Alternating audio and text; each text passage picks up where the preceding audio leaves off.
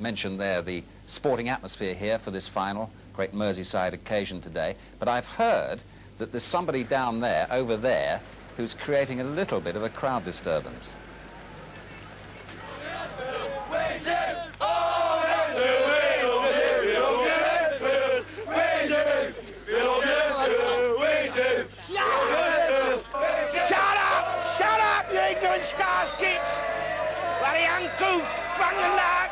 They've got us banned out of Europe, you get us banned out of Wembley next.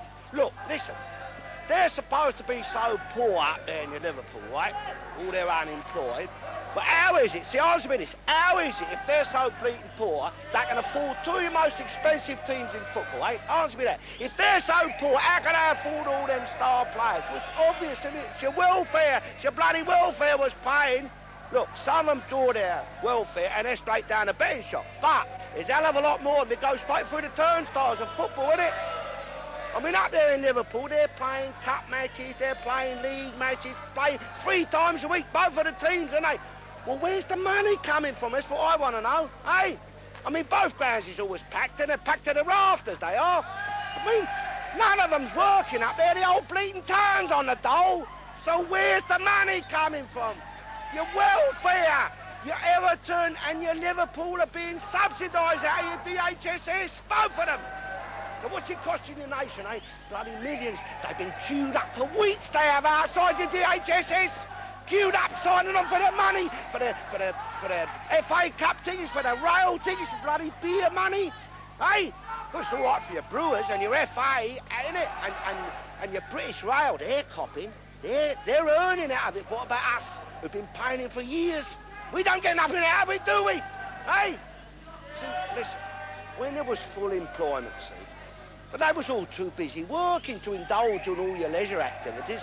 But now, with 4 million unemployed and rising, well, bit of DHSS money in their pockets, it's off to football, down the betting shops, play a bit of golf in it, £10 assistance money on a couple of outsiders. They go down, who cares? Sam Ferry, bleating man, innit? Hey? Don't matter, another hard luck story, there's plenty more where that comes from. You can't get in a bleating snooker hall now if you're unemployed. You can't get in a golf course, neither. Mind you, turning out a few good players, admit that. I mean, soon there'll be a lot more Steve Davises on your telly, won't it? Hey? A lot more Tony Jacklins and your Sandy, what's his bloody names, playing in the British Open, eh? But what's it costing the nation? Shut up, you uncouth bloody scar swine, shut up! Blimey, West Ham was here, we beat the pair of you, beat the both of you with one hand tied behind their back, we could. Blindfold. Bloody good people. Don't you worry about it. Where's the motivation? Can't get into Europe because of this bloody lot, can we? Hey, listen, we've got to go. Bloody horse racing, ain't it? More DHSS money down the drain, innit? Shut up! Yeah, well, Alf, we'll be going horse racing in a few minutes' time. I think he's got the day wrong. I've got a feeling we're going to hear more from him as well. But there are stories, of course, that thousands of Merseyside fans are coming down here to, I suppose, experience this great day, but actually haven't got tickets for the match. Anyway, Gerald Sinstadt has been on board the train with all the fans, whether they got tickets or not, on their way to London today.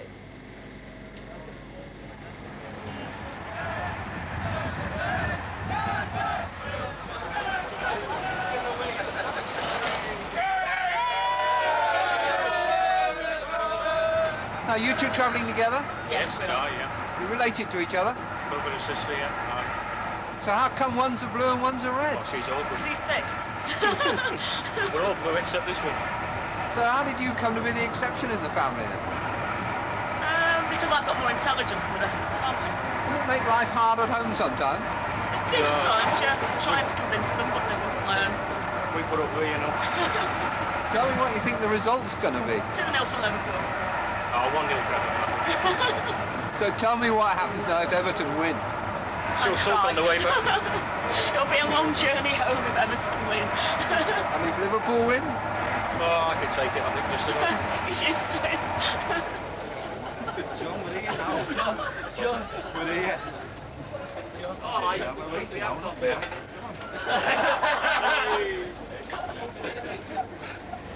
So what sort of trip has it been for you so far? Quiet, peaceful, no problems. What do you expect? Exactly the same last year, the year before, and the year before, yeah. And they're very well behaved, they always are. Have you all got tickets here? Oh, yeah. Well, you season ticket holders. How did you come by your ticket then? Oh, influence, you know, contacts.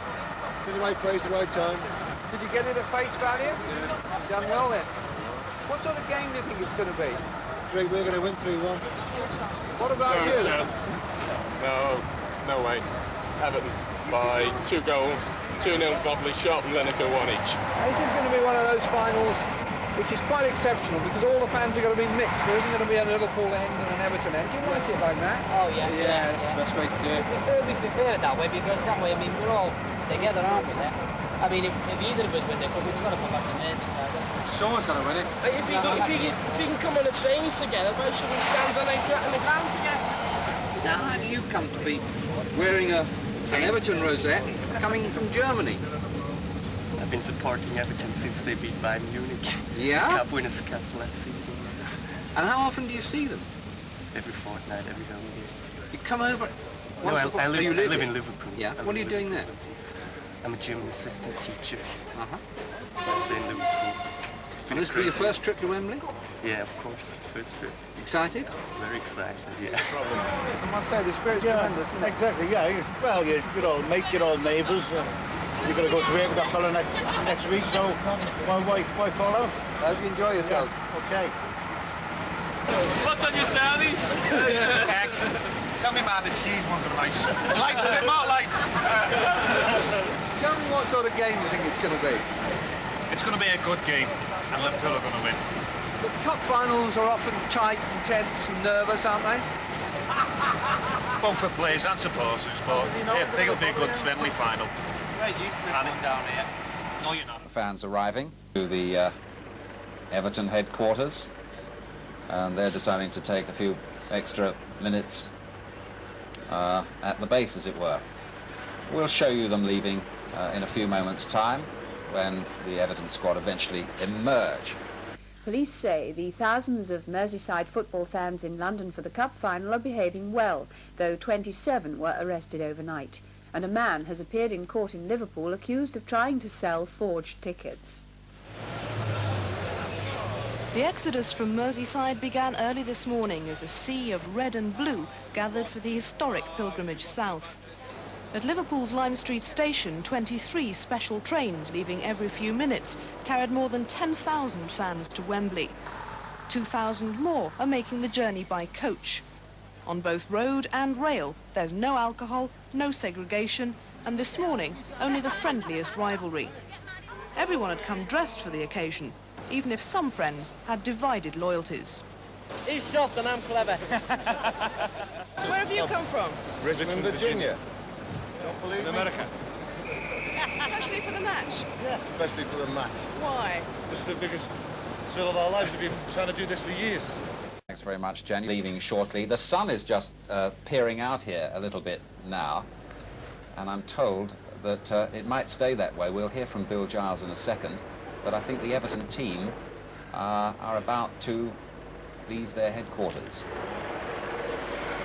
And when I say things like that, they should immediately walk through the door. They're probably listening to you, Dave. It hasn't quite happened yet. So much for your comments as they come out. Did you stop there last year, Andy? Yes, we did. The same One or two place. of the players are on there. Yeah, I think they got into the habit when the first final and they came here with Watford, and I think footballers and football managers being what they are, they like to go back and keep things pretty consistent. So apart from last year, it's been very lucky to them.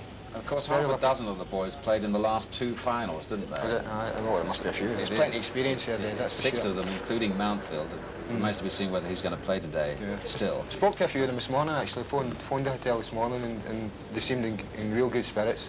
1 or 2 of them weren't too happy about Emlyn this morning. You know. A couple of them read a national newspaper and he was slagging one of the lads off. And Bracewell says, watch him go today.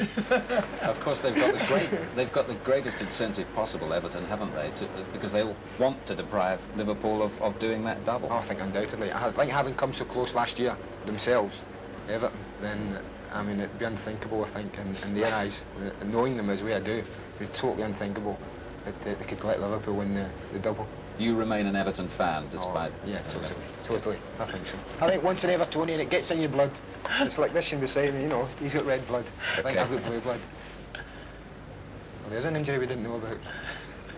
He won't be fit. He'll be struggling, I think. That Mountfield. That's Derek Mountfield just came out. Right, we're off. We're going to go off racing now, chaps, I believe. What's going on here? What's going on here? Well, it's the injuries. It's the injuries. I don't fancy their chance. This is ridiculous. All the fit players stand in the hotel. Well, we've got a break off there here today that the Liverpool and Everton fans will mingle inside the stadium as they have been outside. Anyway, now let's go back, Bill. We saw the walking wounded leaving for the Everton coach, Neville Southall and Poynton, the injured fullback, a few moments ago. I think the rest of the team are about to clamber aboard now, fellows. Yeah, I think it'll be important that Derek Mountfield doesn't come out in crutches for it after those 2 days. You know, I think there's Emily's friend Brace. I think he's pretty determined. I spoke to him this morning. I think he's a bit disappointed actually he's not going to Mexico, Paul Bracewell. You know, I think the season he's had, he thought he had a fair chance. We're dealing here with two clubs who won't be showing anything like the sort of pre-cup final nerves that you sometimes get from teams who suddenly arrive here, like, you know, Watford, Brighton, those sort of clubs, with due respect to them. Both clubs have been before and done it before. You know, I was saying both clubs have done it before. Liverpool have won trophy after trophy. Everton have been the last couple of years. Although this is Liverpool's first FA Cup final for 9 years. You know, they've both experienced the big occasion so much. So many times, yeah. I don't think they'll have nerves. And yet in saying that, there are a few in each side, I think, that haven't played in an FA Cup final, as you were saying earlier. So, I mean, people like, you wonder just how the lad Mims is going to mean. Emily knows. That's right, he's one boy who hasn't been in it, and played in it. I signed the kid at Rotherham from Halifax. Yeah. So one wonders how he's going to, you know, handle a big day. But I don't think it'll bother him, because he's a confident lad. Sort of figure, yeah, he is. He's a confident lad, and he's a good goalkeeper. I mean, he catches everything. He's got a great pair of hands on him. He's certainly done well. I don't think he'd miss Neville, and that's some compliment. That's right. That's Sheedy there we're just catching a sight of, isn't it? He's played in one of the 2 previous cup finals, and this one, didn't he? Yeah, and he's played in the Milk Cup final as well, so he's got plenty of experience, and of course, Air International many times. So, and he's very important to Everton on that left side. I think if he's been plagued by injury this year, Kevin, but it's very important that he played. I think Howard Jones went a little bit there. Telly, do you see any of the games, English games over there in Spain? Do they play some quite a lot, and it seems to be getting faster and faster. I think perhaps that's another thing. Looking at the game the other night, a lot of people were disappointed in our game. Perhaps you're getting used to a very fast, furious game, and alongside it, it's not the same. Yeah. Actually, the 2 teams we've got today have the ability to slow it down. You know, I mean, they both like to play balls into feet, which I think it'll be a cracking final. Well, they've got that ability. They've got ability to do all things. But then again, with condensing the space so much, it's going to be difficult to get the chance to settle it down. But it'd be nice to see if we can see a game like that. Actually, they're not teams that rush out, though, are they? I mean, Liverpool have never rushed out. I mean, they've never come running out. They don't come out like Sheffield Wednesday and teams like that. I mean, they do. I think both teams play pretty square, don't they, at the back? I mean, Everton. Of course, a lot of people think, Terry, that you've come here with your chequebook today. That's what the papers are writing about. But well, Warren Mitchell was on about the money. I thought so. We're trying to help out. But what the financial situation up there? What is the position about Barcelona and Lineker? No, the situation is they've jumped the gun a little bit there, because we've got a situation where we've got 3 foreign players. We can only play 2, and I would be quite happy to run with 3, because this year we've been without the 2 anyway, so I would prefer to have 1 there if it's possible. Now, while we've got that situation, there won't be any change, but if a player moves, yes, we will be after possibly a front player. Let's hear from the man himself now, because we can go over, I believe, now to the Everton coach. No, we can't? Oh, well, we'll go in a minute then. They're doing this on purpose. They're getting you at it, I think. So the tickets he's got there for the flight to Barcelona tomorrow are not, they're not real. We'll be hearing from them in a moment or 2.